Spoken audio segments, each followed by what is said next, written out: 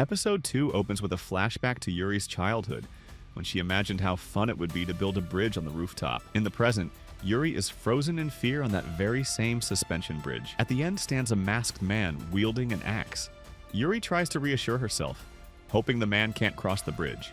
As panic rises, the masked man suddenly charges at her. He swings his axe, but she narrowly dodges, causing him to lose his balance and plummet from the bridge with a bone-rattling crash. Shaken, Yuri wonders, did I kill him? Her brother's words echo in her mind. Be sure to be safe. You don't have to worry about what happens to others, just make sure you're safe. Gathering her courage, Yuri crosses the bridge. Believing the killer is gone, she hurries toward the tall building where her brother told her to meet him. But just as she thinks she's safe, a scream pierces the air. Yuri spots another girl on a nearby rooftop, frantically waving and shouting, "It's the masked man, he's coming after me." Confused and terrified, Yuri thinks, the masked man? But I just killed him, didn't I? Masked man comes into view. He wears a long coat and carries a baseball bat. He is heading straight for her. Yuri screams at the girl, shouting that there is a suspension bridge and she should run. The girl looks, but there is no bridge on her side. The rooftop is fenced.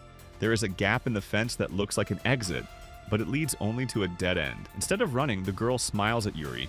Then she steps forward and jumps. She hits the ground below headfirst and splashes in a brutal, final way. Yuri can only watch, frozen, as the body hits and the sound hangs in the air. Shaken, Yuri moves into an abandoned apartment to look for a phone and water. Inside, she finds the kind of horror that makes her throat close. There is a corpse in the kitchen. In the sink, she finds a man's head. She tells herself to stay calm, to breathe.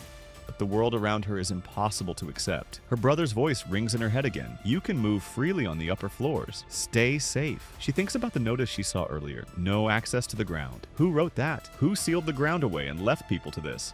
Why is the electricity still on if no one is here? Are there administrators pulling the strings? She vows she will survive, and that she and her brother will not be broken by whatever runs this place. Despair and exhaustion crush her. Yuri drags herself up the final staircase toward the rooftop, her legs shaking, her heart empty. She can't take it anymore. As she pushes open the rooftop door, her foot slips. She stumbles and falls hard onto the rooftop floor.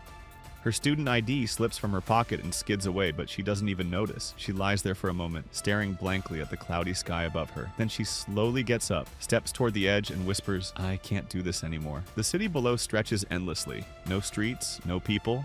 Just death and silence. Tears fill her eyes. For a second, she accepts it. She's ready to jump, ready to end the nightmare. Just before she jumps, a sound cuts through the sky. The whop of rotors. A helicopter appears in the distance and lands on a far-off rooftop. Yuri screams for help, but the chopper touches down too far away. Still, the sight of it lights a new hope. If she can reach that helicopter, she thinks, maybe she can get to the ground. Maybe she can finally escape. She races for the building where the helicopter landed. The only route is a narrow, shaky bridge, tighter than any she has crossed so far. She forces herself across, the wind tearing at her hair, and her childhood memories flashing in her mind. The rooftops she once dreamed of running across are now the very things that could kill her. She makes it. For a second, relief brims inside her. Then a new danger appears. At the edge of the rooftop stands a masked man holding a Japanese sword.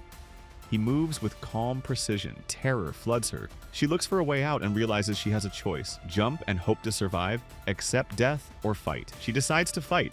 She lunges for the sword, trying to steal it, but she misses. The masked man moves to kill her. The blade is about to drop when a voice cracks through the rooftop air. Surrender your arms and set the lady free, or I'll open fire. A policeman appears, gun raised. He fires and the masked man falls, dead. Yuri collapses and thanks the officer, relief washing over her. Another policeman arrives, and for a moment she thinks she is safe. 2 officers, a helicopter in range, and escape suddenly seems possible. They talk about reaching the chopper together. Yuri interrupts, desperate. If we can get to that chopper, we might be able to escape this world. Then everything goes wrong. Without warning, one officer shoves the other from behind. The pushed officer falls, dead. Yuri stares, stunned. The remaining policeman turns to her with a look that is not rescue. He says, cold and casual, now it's just me, alone with a high school girl up here. Yuri's relief freezes into terror again. Rescue turned to menace in an instant. The rooftop that promised escape is suddenly a new trap. Yuri thought she'd escape the horror, but it's only getting worse. More masked killers, more survivors, and more secrets waiting above the clouds. So what do you think? Should we continue this story in episode 3 or move on to another dark anime next? Drop your suggestions in the comments. Your feedback decides what comes next. And if you're enjoying the series so far, make sure to like, share, and subscribe for more dark, twisted anime stories only on Anime Dungeon.